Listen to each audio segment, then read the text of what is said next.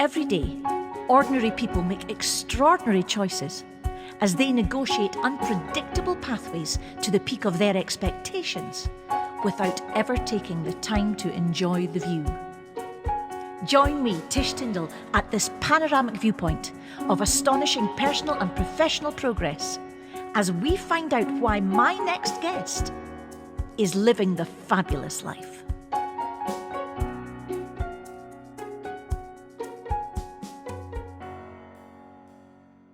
Kaye Adams, I cannot believe you are joining me today from Glasgow. How are you?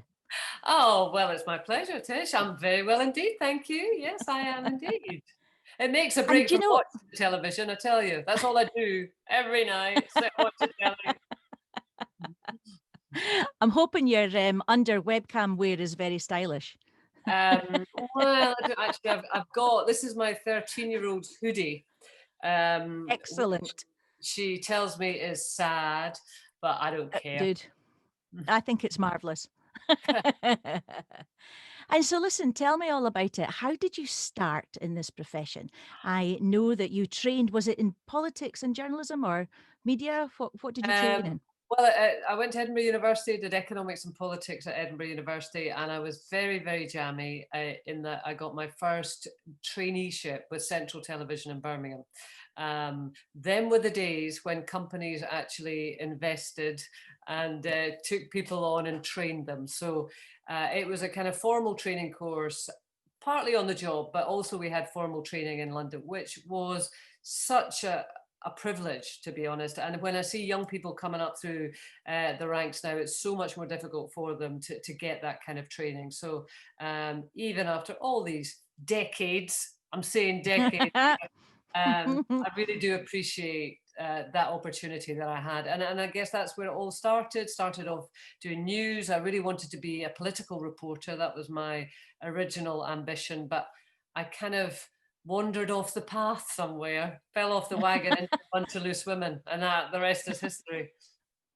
Well, I remember being a young teacher actually, and being off on maternity leave and looking forward to all those years ago. Well, my daughter now is 24. So, looking forward to those lunchtime sessions when I thought there was going to be just a little bit of culture in my life, watching you then.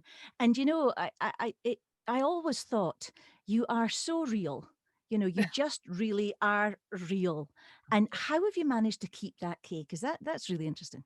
Well, what is real? I think it's being Scottish helps, and I don't mean that in any kind of exclusionary fashion. I'm not saying Scottish people are the only real people, far from it. But I do think there is something quite peculiar about Scotland in that we're not really allowed to get ahead of ourselves, are we? We have quite a flat social structure, and if you forget yourself, then somebody's going to tug you back again, which isn't always a good thing, I have to say. I think it's a bit of a double-edged sword because I think people should be able to fly as high as they want to.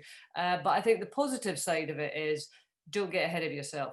And funny, I was watching a documentary the other night about Billy Connolly. Not that I would Yeah. ever even dare to put myself in the same category, but he really is somebody that you could say, I mean, he is a world-class performer.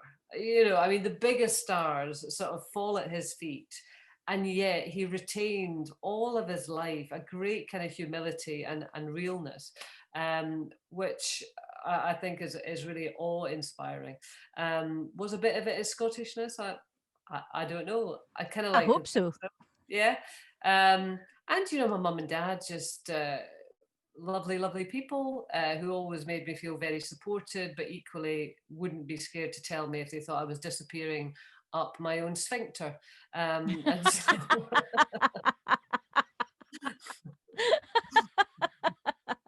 That's there's a that's thought. quite a statement. Yeah, there's a thought. I was gonna say, I'm gonna leave that there. So tell me about how you've dealt with celeb then and being a famous person.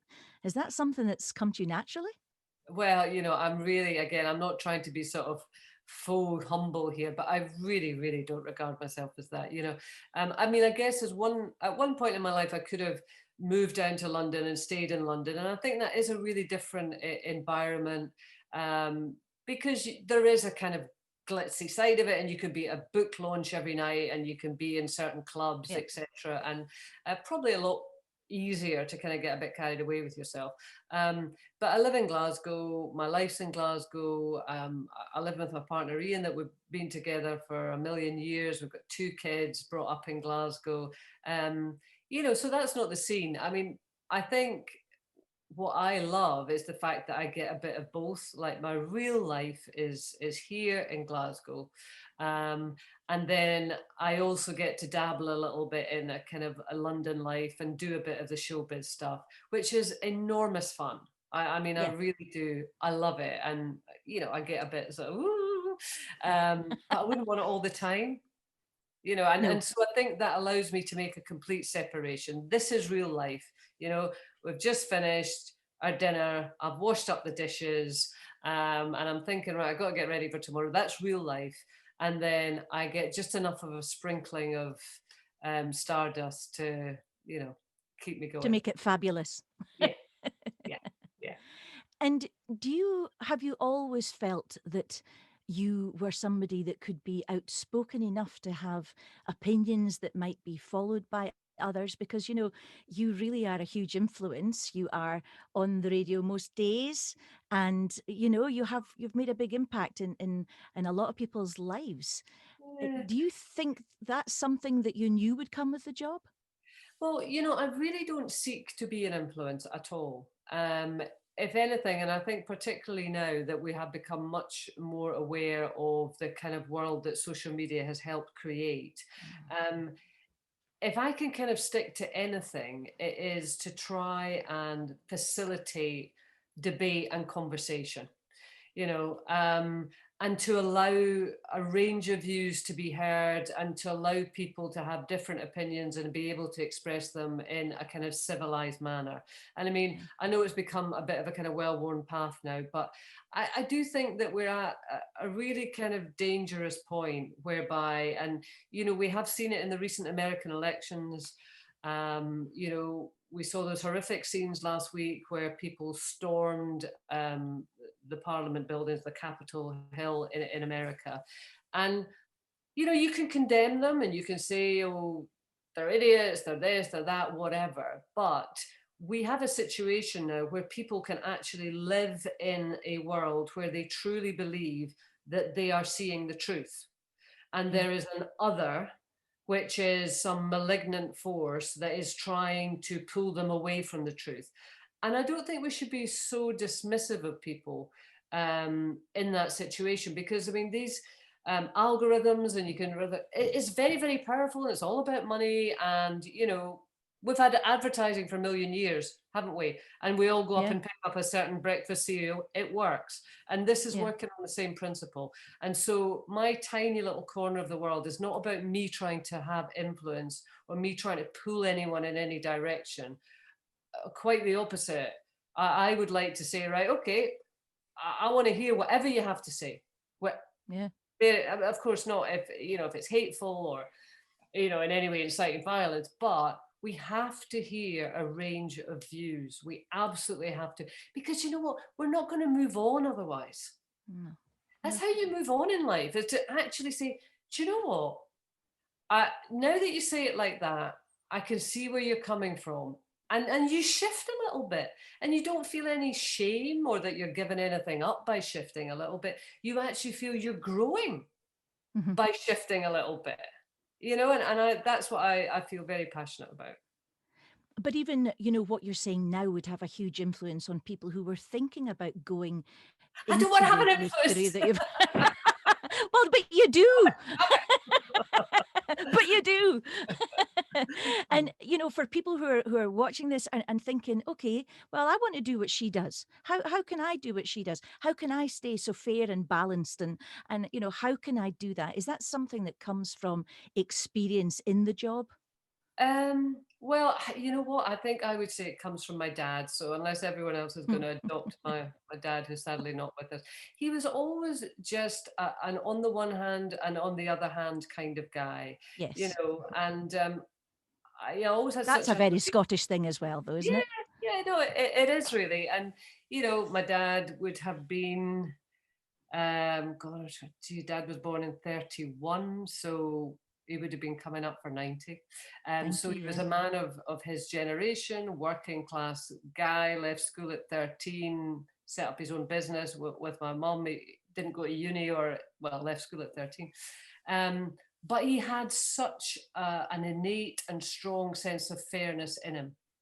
Mhm. And he was never a gossipy person, you know, unlike me, to be honest. I am a bit of a gossipy person. I like to have a dish it a little bit. Um, but Dad was never ever like that. He was great fun and everything, but he never attacked people for what they thought, for what they believed. And he grew up a time in Scotland that sectarianism, bigotry, etc., were rife, and he just had that innate sense of fairness, that just felt right, and I hope I've adopted that. I And do, because I admired it very much. and do you think that helps you, for example, when, you're maybe on Twitter and somebody's got, an axe to grind with you or whatever, Yeah. Because sometimes I read these things and I just think, "Come on, what Mm. is this?" Do you think that helps you stand back? Not really, Tish, to be honest. And I haven't worked out Twitter. No. The best of it is great. And I mean, I would say that I've learned a lot, and I have been introduced to people's views that I wouldn't necessarily been introduced to. And people will, recommend a particular article or something that I found interesting. And for breaking news, it's fabulous. You'll get news no quicker than on Twitter. So, I mean, it's useful. Yeah. But, in terms of the darker side of it, I've been all around the houses. I mean, I'm sort of, okay, I'm just going to block everybody. And Yeah. then you get something that gets under your skin and you reply and you wish you hadn't replied because you've just opened a whole can of Yeah. worms. And then sometimes you feel really sort of strong and you think it just water off a duck's back, water off a duck's back. And then other days somebody just manages to get under your Yeah. defenses, and it hurts, it Yes. really, it hurts. And I think on numerous occasions over the years, I thought, that's it, I've got it now, I've got it taped, this is the new attitude. Yeah. And then I get derailed a bit later and I'm back down again. But I tell you, I always think this is a funny story. When I went back to Loose Women, because I've had kind of two big chunks on Loose Women from the beginning. And then I had Charlie, my eldest daughter. And then when I had Bonnie, the second one, I left for a while, just it was all getting a wee bit difficult with two kids and traveling. Yeah. And then I went back in 2013. And my dear friend Nadia Sawala, she came back around the same time. And I did my first show on Loose Women. And I was really, really nervous going back. It was a big deal, but I thought, oh, hopefully it was all right. Um, and I looked on Twitter, big mistake. And of course, Twitter hadn't been there when I left No. before. I left in 2008. And, there was some nice stuff, but there was some nasty stuff. And I remember sitting in the dressing room and going, oh my God, I said, I didn't realize there was people like that really, really don't like me. And she said, there've always been people that really, really didn't like you. They just weren't able to tell you so easily before. That's the answer. I think that's the answer, is realizing that, you know? Yeah, It's of that's course. funny, my dad was a Glasgow man as well, and actually probably round about the same time, born in 1935, and, he said to me before he passed away, many years ago now, he said to me, "No, but if you are gonna raise your head above the parapet, Henny, people people are gonna have something to say," you know? Yeah, yeah, yeah. And I think it's quite a good thing to remember. I don't think it changed anything particularly, but there has always been that side of human nature. I mean, going Yeah, back to the beginning of time, but now people have the ability to tell you directly exactly how much they think you're stinking, And yeah, no, exactly, it's yeah. not as if they weren't always thinking it, but you just now get to hear it and you have to confront it and you have to process it. And that's the bit we're all finding really difficult. And, so if you were to go back to the sort of the beginning of time for when you were starting out in this profession, and I know you've had no influence on anybody and you don't want to have had that, what would you look back on then and say, "Do you know what? That was fabulous, but I never really take the time to look back at it." You know, because you're so busy. I would imagine it is difficult for you to pause and reflect. I don't even know if that's something you Yeah. would want to do. But, looking back at it all, Kay, what would you look back and say, "Do you know what? That was fabulous." Mm. Most of it, to be honest. I've got that ability that most people have. I filter out all the rubbish bits and I just cherry pick the nice bits. And um, I count myself so lucky to have had the career that I've had, because more than anything else, it's been an enormous amount of fun. I mean, funny, I was speaking to Charlie, who's my 18-year-old, and she's first year at Edinburgh University, and we were just talking about stuff. And I said, it's funny that when I left university with another friend of mine, we both went into the media and we were quite sort of chuffed with ourselves that we had such exciting lives. And we looked at the people who had gone and got a job in the bank or an insurance company. Poor them. Oh, poor Yeah. them. They've got such a boring life and we've got such an exciting life. And then you get up to sort of towards 50 and you think, look at their pension. Have you seen their pension? Oh my God. And they're off on a world cruise and bye. And they've paid for everything. I know everything. The mortgage is done. The kids are sorted. They don't know how to spend their money. And I'm thinking, oh, was it worth it? But yes, yes, it absolutely was. So I'm grateful to have met so many interesting people, so many weird people, so many funny people, so many smart people, some really nasty people. I'm really grateful for that incredible experience. But just slightly going back to the social media side, in that people can tell you what they think. Yeah, Um, had that been the case when I was starting out, I think it might have sunk me really. because like most people of that age, I had loads of insecurities. I was insecure about my accent because on a national level, particularly then, the Scottish accent down south wasn't quite as welcome, and you try and posh up your accent a little bit. And I did have a bit of what we now call imposter syndrome. And you know I took criticism really, really to my heart, and it really did crush me. And I think if I had been subjected to what most people are now subjected to in the public eye online, I might have said, you know what, where's the application form to the bank? Yeah, Because I just don't want to do this. And I have now met lots of, particularly young women. I'm sure it happens with young men as well, but I've probably met more young women who, through loose women, maybe they've been on a reality show or whatever. And anyway, they come up and you interview them. And these girls, I mean, I don't know how they keep themselves on an even keel. I really don't. I mean, it's like going through just a hailstorm of abuse day in, day out. And people say, well, come off social media, put away your phone or whatever. Well, A, why should they? you know, yeah. um, and B, that is the tool of their trade. Mm. So there's no point in saying that to them because that's the world that they operate in. So unless they step away from it, they have to just suck it up, Yeah. which is awful. I mean, I don't know if your confidence would have withstood that in your early 20s, but mine wouldn't have. It wouldn't have. Oh, no way. No, no, not at all. And I think, one of the biggest things that you have to learn is to live in the moment and, try and just deal with things the best way that you can. Have you developed some sort of resilience, do you think, over the years that treats things differently now than it would have done in your 20s? Yeah, yes, I have, but that's just age. And Yeah. I don't think there's an awful lot you can do to accelerate that, unfortunately. So No. you probably don't have it when you really, really need it. Um, I wouldn't say that I've developed any particular um, trick or technique. I think it's just time. Time marches on and your priorities change, your experiences, color, how you see the world. I mean, I have met now an awful lot of successful, famous, wealthy people that, and I don't mean to be mean here, but I'm going to say it, that I wouldn't give you tuppence for. Yeah. Um, and equally, I have met countless numbers of people that you wouldn't know the name if I told you, but I walk Yeah. away and I think, boy, you are remarkable.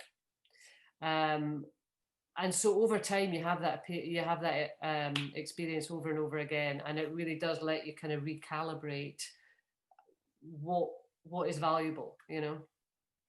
And what would you say to somebody then who was thinking about embarking on a career in the creative industries? Because it's harder now to go into the performing arts with, without it going onto the screen, if you like, because it's difficult to have a venue somewhere to perform nowadays. So what would you say to somebody who was thinking about going into television or radio? Good luck. You Call me know for what? Twitter advice. No, you know what? I would say absolutely go for it. You know, I really would, because I mean it can be such a rich and interesting life. Now, that doesn't mean that it's always going to be easy. And there are bits of it that are really horrible and difficult and shitty. Yeah. But for me personally, and I would imagine if somebody does have that real feeling they want to go into it for them as well, the good would outweigh the bad. You and every generation faces its challenges, doesn't it? And Oh, I absolutely. I couldn't say to a 20-year-old now how to navigate this, because they've actually got experience that I don't have and wisdom that I don't have. And so they would do it better than me anyway. So, I mean, all I would say is you will have your challenges. There will be times that you think, I don't want to do this, I can't do this, this is awful. But I would also predict there will be many, many, many, many more times that you will have the ride of your life.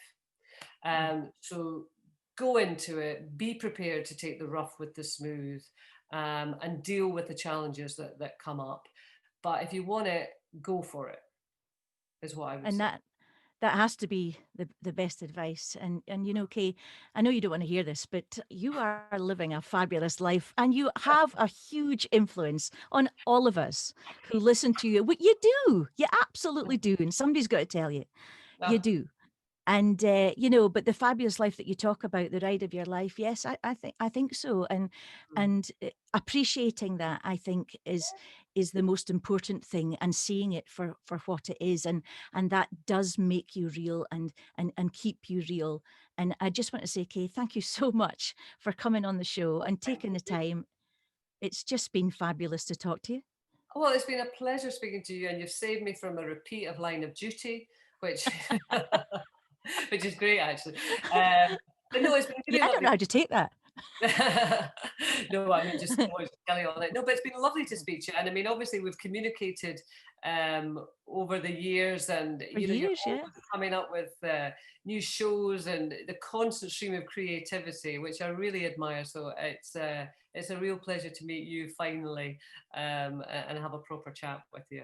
So I've enjoyed it. Thank you. Thanks a lot, Kay, and listen, please stay safe. Thank you. You too. You too.